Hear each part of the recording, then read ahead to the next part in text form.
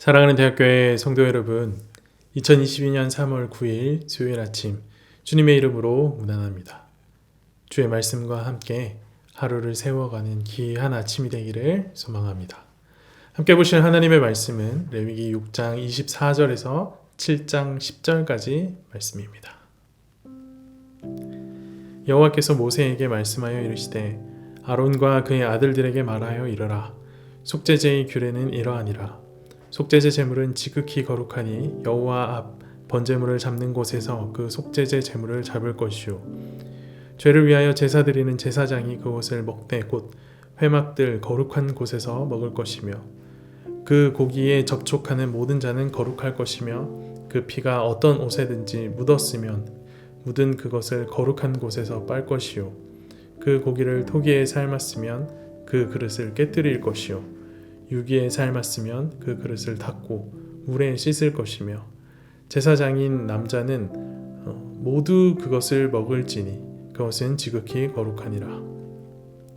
그러나 피를 가지고 회막에 들어가 성소에서 속죄하게 한 속죄제 제물의 고기는 먹지 못할지니 불사를 지니라. 속건제의 규례는 이러하니라. 이는 지극히 거룩하니 번제물을 잡는 곳에서 속건제의 번제물을 잡을 것이요 제사장은 그 피를 제단 사방에 뿌릴 것이며 그 기름을 모두 들이되 곧 그 기름진 꼬리와 내장에 덮인 기름과 두 콩팥과 그 위에 기름 곧 허리 쪽에 있는 것과 간에 덮인 꺼풀을 콩팥과 함께 떼어내고 제사장은 그것을 다 제단 위에서 불살라 여호와께 화제로 드릴 것이니 이는 속건제니라. 제사장인 남자는 모두 그것을 먹되 거룩한 곳에서 먹을지니라. 그것은 지극히 거룩하니라. 속죄제와 속건제는 규례가 같으니 그 제물은 속죄하는 제사장에게로 돌아갈 것이요 사람을 위하여 번제를 드리는 제사장 곧 그 제사장은 그 드린 번제물의 가죽을 자기가 가질 것이며 화덕에 구운 소제물과 냄비에나 철판에서 만든 소제물은 모두 그 드린 제사장에게로 돌아갈 것이라. 소제물은 기름 섞은 것이나 마른 것이나 모두 아론의 모든 자손이 균등하게 분배할 것이니라. 아멘. 오늘 본문은 얼핏 보면 앞서 다른 내용들이 반복되고 있는 것 같습니다. 그러나 아론과 그 자손에게 명령하여 이르라 라는 말씀에서 우리가 알 수 있듯이 이 말씀들은 반복되는 말씀이 아니라 제사장들에게 주신 하나님의 말씀입니다. 오늘은 그 중에서도 속죄제와 속건제에 대해서 하나님께서 제사장들에게 알린 내용을 살피고자 합니다. 26장 26절에서 30절까지 말씀을 먼저 보겠습니다. 죄를 위하여 제사 드리는 제사장이 그 옷을 먹되 곧 회막들 거룩한 곳에서 먹을 것이며 그 고기에 접촉하는 모든 자는 거룩할 것이며 그 피가 어떤 옷에든지 묻었으면 묻은 그것을 거룩한 곳에서 빨 것이요 그 고기를 토기에 삶았으면 그 그릇을 깨뜨릴 것이요 유기에 삶았으면 그 그릇을 닦고 물에 씻을 것이며 제사장인 남자는 모두 그것을 먹을지니 그것은 지극히 거룩하니라. 그러나 피를 가지고 회막에 들어가 성소에서 속죄하게 한 속죄제 제물의 고기는 먹지 못할지니 불사를 지니라. 26절에서 30절까지 말씀은 속죄제 제물을 처리하는 방법에 대해 가르칩니다. 속죄제는 고기 처분 방식에 따라 크게 두 종류로 나뉩니다. 하나는 26절이 말하는 먹는 속죄제고 다른 하나는 30절이 말하고 있는 태우는 속죄제입니다. 이 둘의 구분은 제물의 피를 처리하는 방법과 깊은 연관성을 갖습니다. 속죄제의 피 의례는 독특한 방식으로 이루어집니다. 제사장과 회중을 위한 속죄 제물은 수소이죠. 이들은 수소에게 안수하고 그것을 도살하여 그 피를 양푼에 받습니다. 그리고 그 피를 내 성소로 가지고 들어갑니다. 거기서 양푼의 피를 손가락으로 찍은 뒤에 지성소 휘장 앞에 놓인 향단 주변에 뿌리고 향단의 네 뿔에 피를 바릅니다. 그런데 평민들의 경우는 다릅니다. 평민들의 속죄 제물은 염소와 양입니다. 염소와 양에게 안수하고 도살하여 그 피를 양푼에 받습니다. 그리고 그 피를 마당에 놓인 번제단의 네 뿔에 바릅니다. 가난한 자들의 속죄제의 경우도 조금 다른 모습을 보입니다. 가난한 자들의 속죄 제물은 비둘기이지요. 비둘기의 피는 양푼에 받지 않고 몸체에 들고 가서 마당의 번제단에 일부를 뿌리고 남은 피를 제단 안에 흘립니다. 제사장과 회중들을 위한 속죄제 수소의 피는 내성소에 들어가 향단을 중심으로 처리되고 있고 평민의 속죄제 제물인 염소와 양, 비둘기의 피는 마당의 번제단에서 처리되고 있는 것을 우리가 확인할 수 있습니다. 이 속죄제를 이해하는 데 있어서 정말 중요한 것이 하나 있습니다. 인간의 죄와 인간의 부정함이 성막을 오염시킨다라는 개념입니다. 그 오염을 정결하게 하는 것이 속죄 제물의 피입니다. 제사장과 회중의 죄는 내성소까지 침범해서 향단을 더럽히는 것에 비해서 평민의 죄는 마당의 번제단을 오염시켰습니다. 그래서 속죄 제물의 피를 뿌리는 장소가 제사장과 회중의 경우에는 향단이었던 것이고 일반 평민들의 경우에는 번제단이었던 것입니다. 피를 어디에 뿌렸느냐에 따라서 속죄 제물의 처리 방식도 달라집니다. 내성소에서 피를 뿌린 짐승의 경우는 그 고기를 제사장이 먹지 못하고 진영 밖에 제를 버리는 정결한 곳에서 태워버려야 했습니다. 그에 비해 마당의 번제단에서 피를 처리한 속죄제 제물의 고기는 제사장들이 먹어서 없앱니다. 태워서 없애는 속죄 제물, 먹어서 없애는 속죄 제물이 이렇게 구분되는 것은 속죄 제물의 오염도 차이 때문입니다. 내성소에 피를 뿌린 속죄제 짐승의 경우 피를 통한 오염도가 강하기 때문에 먹을 수 없어서 밖으로 내보내 불태우는 것이고, 반면 마당에 피를 뿌린 속죄제 제물의 경우는 오염도가 그렇게 심하지 않기 때문에 그래서 제사장들이 먹을만 했기 때문에 제사를 집례한 제사장들이 먹어서 없애도록 하나님께서 명령하신 것입니다. 이런 이유로 태우는 속죄제와 먹는 속죄제가 나누어진 것입니다.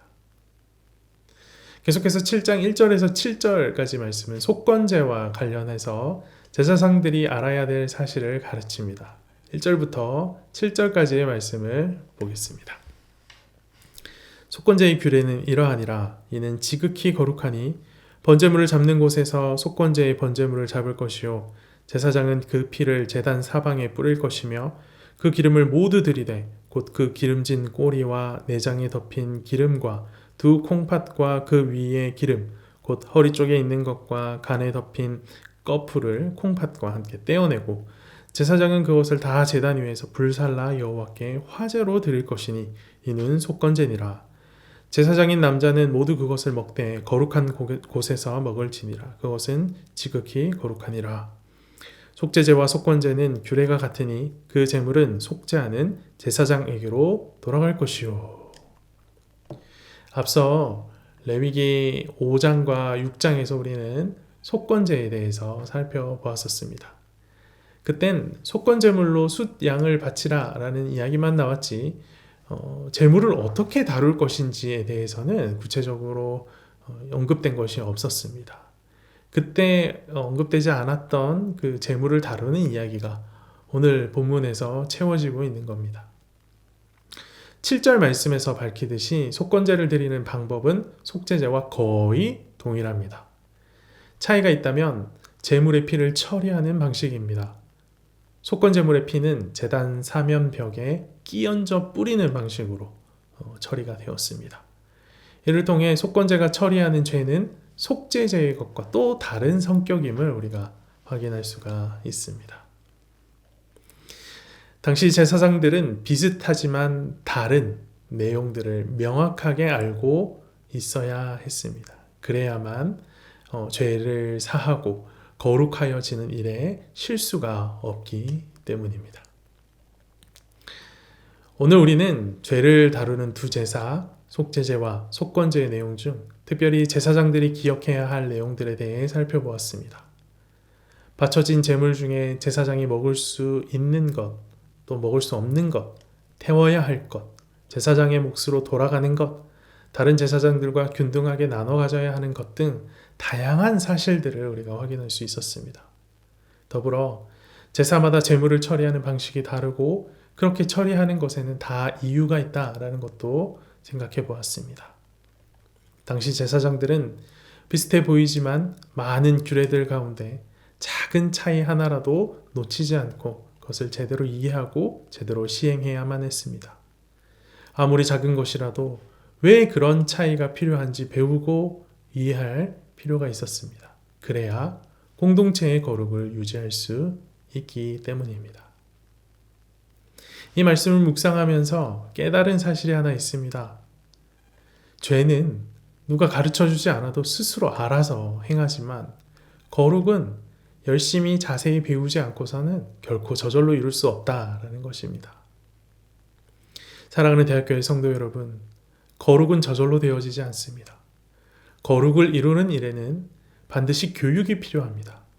제사장들이 사소하고 작은 것에서부터 차근차근 그 이유와 목적을 배워 그것을 시행했던 것처럼 우리도 하나님의 말씀에 사소하고 작은 것에서부터 차근차근 배워 그것을 실행해 나가야 할 것입니다. 그렇다면 우리는 무엇을 보고 무엇을 배워야 할까요? 주의 말씀인 성경을 보고 성경을 배워야 합니다. 거룩은 주의 말씀을 배우는 것에서부터 시작합니다. 잡초는 저절로 자라지만 화초는 가꾸어야만 하는 법입니다. 죄악은 저절로 자라지만 거룩은 저절로 자라지 않습니다. 거룩 또한 가꾸어야 합니다. 주의 말씀을 배우는 일에 더욱 힘써 하나님의 거룩하심을 닮아가는 대학교의 성도들이 되기를 간절히 소망합니다. 이 시간 함께 기도하길 원합니다. 오늘은 몇 가지 기도 제목을 가지고 함께 기도했으면 좋겠습니다. 먼저는 우크라이나를 위해서 함께 기도했으면 좋겠습니다. 그 나라가 한 나라의 지도자의 잘못된 선택으로 인해서 얼마나 심한 고통을 받고 있는지 우리가 두 눈으로 똑똑히 보고 있습니다. 그 고통의 이유 우리는 명확하게 알 수 없지만 주님은 다 뜻이 있으시고 그것 가운데 이루시고자 하는 것이 있으리라고 믿습니다. 바라기는 그 뜻이 속히 이루어져서 우크라이나의 모든 국민들의 신음이 속히 사그라질 수 있도록 우리 이 시간 함께 기도했으면 좋겠습니다. 더불어 대한민국이 화재로 인해서 산불로 인해서 많은 피해와 고통 중에 있습니다. 그 문제들이 속히 잘 해결되어서 그것과 관련된 많은 사람들이 아픔에서 속히 벗어날 수 있도록 우리 이 시간 함께 기도합시다. 마지막으로 오늘 있을 대통령 선거를 위해서 함께 기도하길 원합니다. 한 나라의 지도자가 얼마나 중요한지 우리는 세계의 상황을 통하여서 분명히 보고 있습니다. 오늘 있을 대통령 선거가 하나님의 섭리와 인도 속에 무사히 잘 맞춰질 수 있도록 정말 하나님 보시기에 합당한 그런 사람이 세워질 수 있도록 우리 함께 기도합시다. 기도합니다. 살아계셔서 역사하시는 주님 감사합니다. 오늘도 우리 가운데 귀한 말씀 허락하셔서 주의 말씀을 배우고 그 배운 대로 주의 말씀을 실행하며 살아가는 것이 얼마나 중요한지 다시금 깨닫게 하여 주심에 감사합니다. 죄는 저절로 자라지만 거룩을 이루는 것은 저절로 되어지지 않는다라는 사실을 말씀을 통해서 깨달았사오니 오늘 함께 말씀을 나눈 우리 모든 대학교의 성도들은 말씀을 배우는 것에 말씀을 읽고 묵상하는 것에 게으르지 않도록 붙들어 주시며 그렇게 날마다 주의 말씀을 배우고 묵상함으로 인하여 더욱 거룩하여지는 더욱 하나님 닮아가는 은혜를 누릴 수 있도록 인도하여 주시옵소서.